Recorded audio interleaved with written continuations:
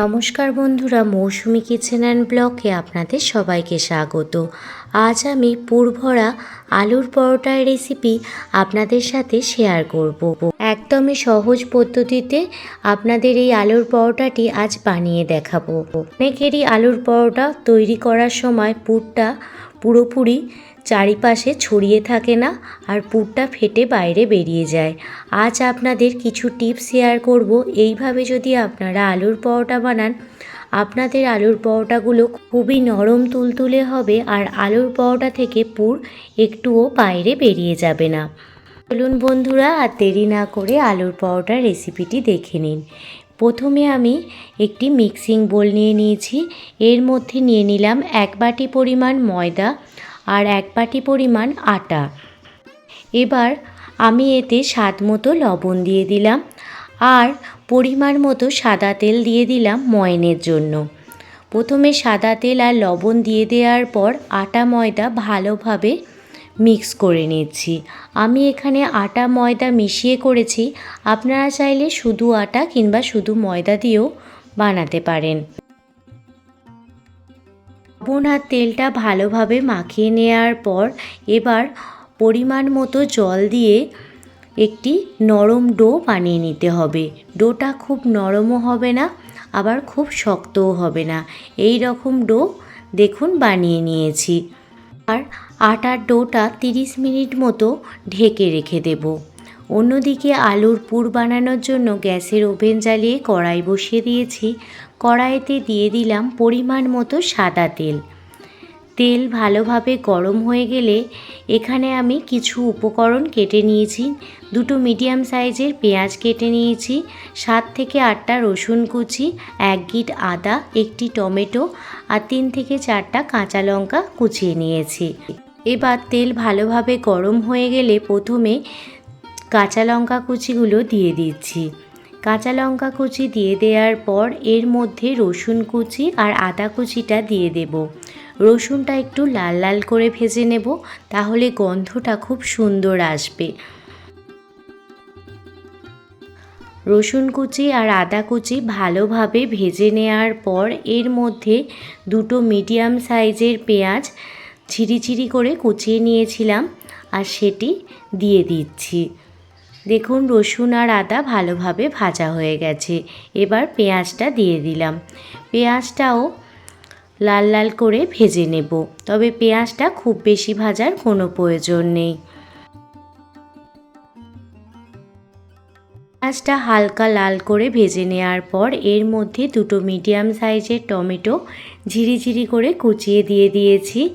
এবার দিয়ে দিলাম 1 চামচ পরিমাণ হলুদ গুঁড়ো, 1 চামচ পরিমাণ কাশ্মীরি লাল লঙ্কার গুঁড়ো, স্বাদ মতো লবণ, আর স্বাদের ব্যালেন্সের জন্য সামান্য পরিমাণ চিনি দিয়ে দিলাম।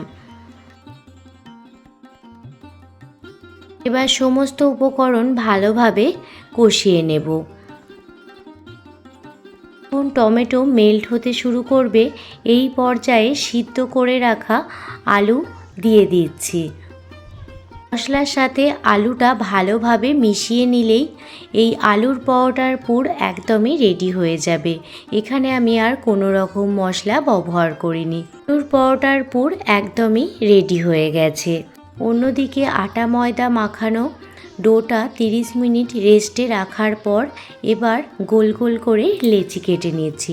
লেচিটা ভালো করে গোল করে নেওয়ার পর এই রকমভাবে দেখুন বাটির শেপ দিয়ে দিচ্ছি। আপনারা একটু লক্ষ্য করলেই খুব সহজে আপনারাও এইভাবে বানিয়ে ফেলতে পারবেন। গোল বাটির শেপ দিয়ে দেওয়ার পর পুর থেকে 2 চামচ পরিমাণ পুর ওই বাটির মধ্যে দিয়ে দিলাম। দিয়ে মুখটা এবার বন্ধ করে দিচ্ছি। দেখুন ডোয়ের মুখটা বন্ধ করে দিচ্ছি। দেখুন এইভাবে বন্ধ করে দেওয়ার পর সিল করে দিলাম। খুবই সহজ পদ্ধতি, আপনারা একবার দেখলেই বানিয়ে নিতে পারেন। একই পদ্ধতিতে সমস্ত আলুর পরোটার পুরগুলো ভরে নিয়েছি। এবার একটি ডো নিয়ে নিয়েছি। ডোটাতে ভালোভাবে ময়দা মাখিয়ে নিয়েছি। মাখিয়ে নেওয়ার পর দেখুন গোল গোল করে বেলে নিচ্ছি। সামান্য পরিমাণ ময়দা মাখিয়ে আলুর পরোটাগুলো বানিয়ে নিলে পুর একটুও বাইরে বেরিয়ে যাবে না, খুব সহজেই বেলা হয়ে যাবে। দেখতেই পাচ্ছেন কত সুন্দর গোল গোল আলুর পরোটা তৈরি হয়ে গেল। আপনারাও খুব সহজেই এইভাবে আলুর পরোটাগুলো তৈরি করে নিতে পারেন। এতে কোনো অতিথি এলে কিংবা ডিনারে কিংবা ব্রেকফাস্টে কিংবা অফিসের টিফিনে বা স্কুলের টিফিনে এইভাবে যদি আলুর পরোটা বানিয়ে দেন, সবাই দেখবেন তৃপ্তি সহকারে খেয়ে নেবে। একই পদ্ধতিতে আরও একটি আলুর পরোটা আপনাদের বানিয়ে দেখাচ্ছি। খুবই সহজ রেসিপি, আপনারা একবার দেখলেই পুর ভরা আলুর পরোটা খুব সহজেই বানিয়ে নিতে পারেন। আর এই আলুর পরোটার পুরটা 3 থেকে 4 দিন আপনারা ফ্রিজে সংরক্ষণও করতে পারেন। এভাবে প্রত্যেকটি আলুর পরোটা বেলে নেব। আলুর পরোটাগুলো ভাজার জন্য একটি তাওয়া বসিয়ে দিয়েছি। তাওয়াটা প্রথমে হালকা গরম করে নিয়ে নেওয়ার পর এপিট ওপিট করে উল্টে ভালোভাবে সেঁকে নিচ্ছি।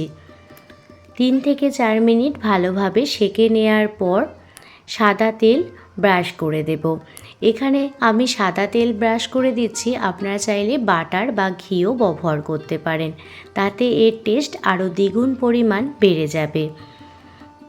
খুব বেশি তেল দিয়ে ভাজার কোনো প্রয়োজন নেই, অল্প তেল বা বাটার দিয়ে ভেজে নিলেই আলুর পরোটাগুলো খুব সুন্দরভাবে ভাজা হয়ে যাবে। দুপিঠটাই দেখুন সাদা তেল ব্রাশ করে দিয়েছি। আর আপনারা দেখতেই পাবেন আলুর পরোটাটা কি সুন্দর বলের মতো হয়ে ফুলে উঠছে, পুর একটুও কিন্তু বাইরে বেরিয়ে যায়নি। এইভাবে একই পদ্ধতিতে সমস্ত আলুর পরোটাগুলো ভেজে নেব। আলুর পরোটাগুলো ভাজার সময় গ্যাসের ফ্লেম মিডিয়াম টু হাই রেখেই আলুর পরোটাগুলো ভেজে নেবেন, তাহলে দেখবেন খুব সুন্দরভাবে আলুর পরোটাগুলো ভাজা হয়ে যাচ্ছে। একই পদ্ধতিতে সমস্ত আলুর পরোটাগুলো ভেজে নেব। প্রথমে একটি একটি করে আলুর পরোটা ভেজে নিচ্ছিলাম, পরে 2টি আলুর পরোটা একই সাথে ভেজে নিয়েছি। আরও একটি আলুর পরোটা দিয়ে দিলাম। একই পদ্ধতিতে সমস্ত আলুর পরোটাগুলো ভেজে নিচ্ছি। পুরনো বন্ধু নতুন বন্ধু সবাইকে জানাই অনেক অনেক ভালোবাসা। প্লিজ একটি লাইক করবেন, আপনাদের একটি লাইক আমাকে অনেকটা মোটিভেট করে নতুন নতুন ভিডিও বানানোর জন্য।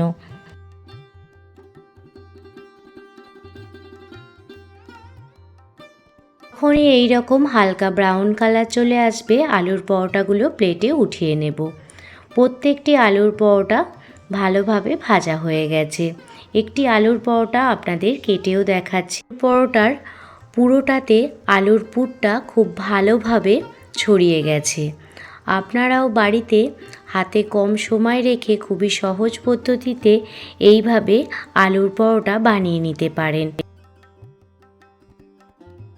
দেখতেই পাচ্ছেন আলুর পরোটার ভিতর আলুর পুরটা চারিপাশে সমানভাবে ছড়িয়ে গেছে। আজকে আপনাদের এই আলুর পরোটার রেসিপিটি কেমন লাগলো অবশ্যই কমেন্ট করে জানাবেন। যদি ভালো লেগে থাকে বাড়িতে একবার হলেও এইভাবে আলুর পরোটা বানিয়ে খেতে পারেন। সবাই ভালো থাকবেন, সুস্থ থাকবেন, সাবধানে থাকবেন।